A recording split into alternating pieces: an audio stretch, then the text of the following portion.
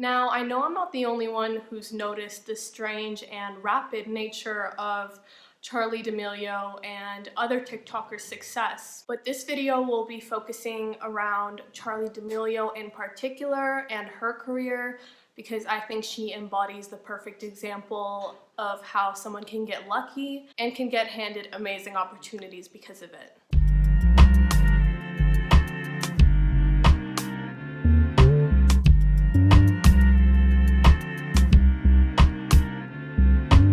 Hey guys, and welcome back to my channel. If this is your first time seeing one of my videos, my name is Nadine and I make lifestyle and commentary videos. I hope you're all doing well. Personally speaking, it's been a rough few days, particularly because it's been so hot here in Jordan, and also my grades come out tomorrow.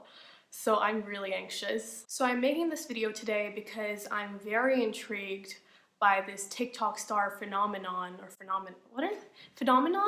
Yeah, I think that's what it's called. And it's been around for a couple years now. I think, there was another version of it, which was the Musical.ly one, but the TikTok one is that on steroids. So when I say TikTok star, I want to know what names come to mind for you guys first. For me, it's definitely Charli D'Amelio, her sister Dixie D'Amelio, Addison Rae, Bryce Hall, the list goes on and on and on and on and on. I think Charli's career is the most interesting to me for multiple reasons. First of all, she is the most followed person on the platform, which is crazy. I'm not sure how many followers she has now, but I'll check and I'll put it in the video. Second of all, she's managed to become the most followed / the most popular person on the platform just by doing dance videos and lip syncing. And I wish I was actually kind of trying to simplify what she does, but that's actually literally all she does on the app. And thirdly, she's managed to take advantage of the opportunities that have come her way because of her success,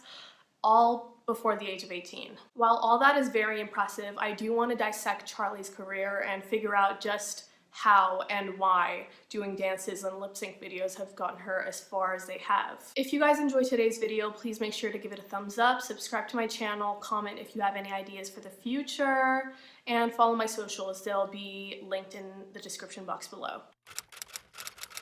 So one of the hiccups in Charli D'Amelio's career is when she was criticized by The View co-host Sunny Hostin, who called her a prime example of misappropriating dances created by Black TikTokers. I have to say I agree with Sunny, and I'll let you know why. So do you guys remember the Renegade dance? It was really famous, I think last year, like 2020, during the first quarantine period. So Charli D'Amelio is one of the TikTokers that were most known for doing it, and I'm pretty sure she gained a lot of her followers by going viral for that dance. So when you do a dance that's not yours, or sing a song that's not yours, like etc., you're expected to credit the person who made it originally. That's just common sense. So Charli D'Amelio didn't credit the original creator of the dance, Jelaya Harmon, who is a Black TikToker. The reason why I'm placing emphasis on Jelaya's race is that it likely played a role in why she didn't go viral, but Charli, a white girl, did. Of course, this isn't a surprise to any of us. Systemic racism manifests itself in every single situation, and here it happens to be a TikTok dance. So Charli was even invited to the Jimmy Fallon show, and she was asked to do some of the TikTok dances that she was most known for, basically, of course without giving credit on the show. So I found the dance challenge portion of the show on YouTube, and the description did include dance credits, but I'm not sure whether those were added before Charli's scandal or after. So I can't say for sure whether they were added in response to the backlash that Charli received for her actions or lack thereof. Now back to the Renegade Scandal in particular. In February 2020, a New York Times article came out and reported that the Renegade dance wasn't Charli's and it was Jelaya Harmon's. So Charli ended up receiving a lot of backlash for stealing a Black creator's dance, and I think that is very deserved. Now, I don't want to hear that she should have been excused because she was 16 at the time, because Charli's a professional dancer. And of course, as a dancer, you should know to credit the original choreographer of a dance that you do. I'm pretty sure that's common knowledge. Not only that, but Charli's been granted a shit ton of opportunities just by stealing Jelaya's dance. She was even featured in a Super Bowl commercial, which is fucking crazy to me. Okay, boomer.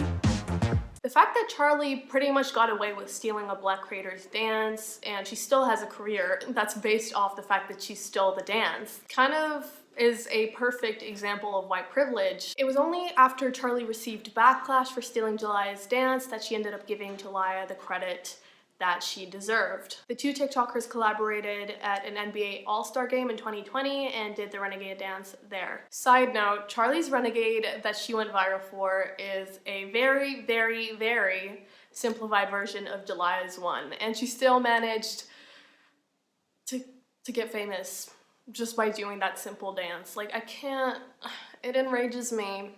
It does, it really does.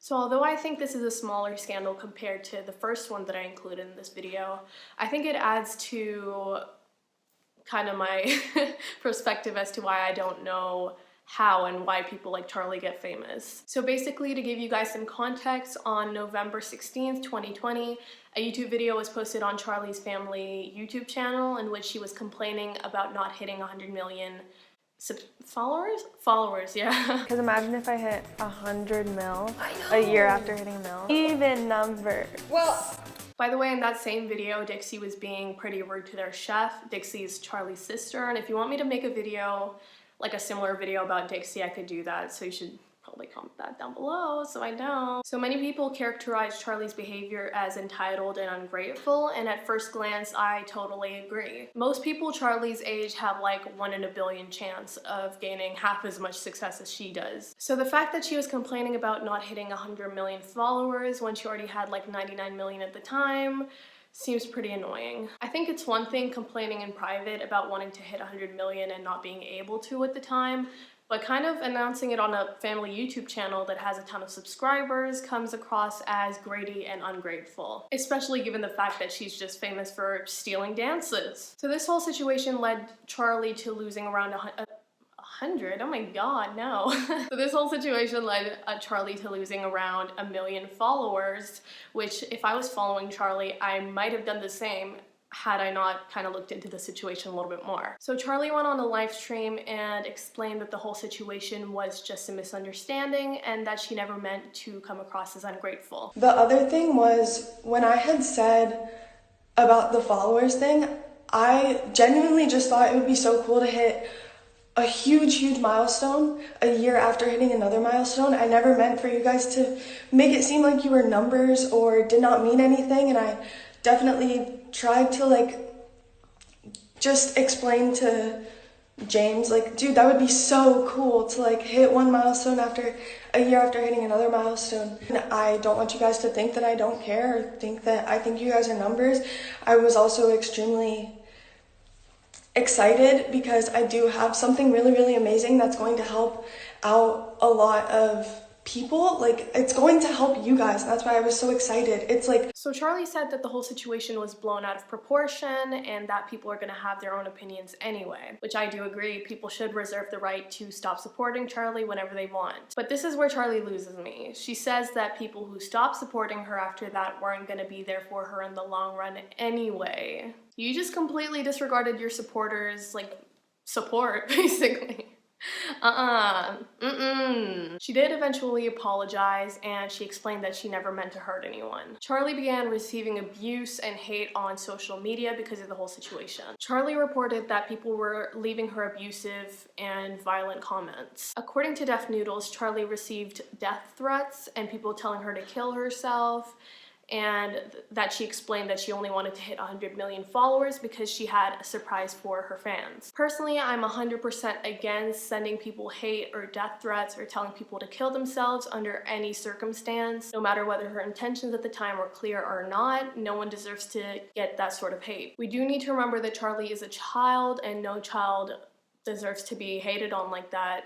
No one actually deserves to be told to kill themselves. That's crossing the line. I do agree that people reserve the right to stop supporting whoever they want to support, but that doesn't mean sending them hate. No matter if you dislike Charli or other people like her for misappropriating dances or being entitled on social media, I still don't think sending hate is justified. With that being said, I think that Charli may have let the fame get to her head, which is why she seems very entitled on her platforms. All in all, I'm not sure I could give you guys a reason or a solid reason why Charli D'Amelio is famous and as successful as she is, other than the fact that she's white and she's able to benefit from her white privilege. Personally speaking, I don't like the fact that Charli took advantage of her skin color and her privilege at the expense of POC's creations and is still reaping the benefits. Let me know in the comments down below whether you agree or disagree, or if you have anything to add. So I hope you guys enjoyed today's video, and if you did, please give it a thumbs up, subscribe to my channel, comment if you want to see any other videos from me in the future, and I'll be happy to fulfill your desires.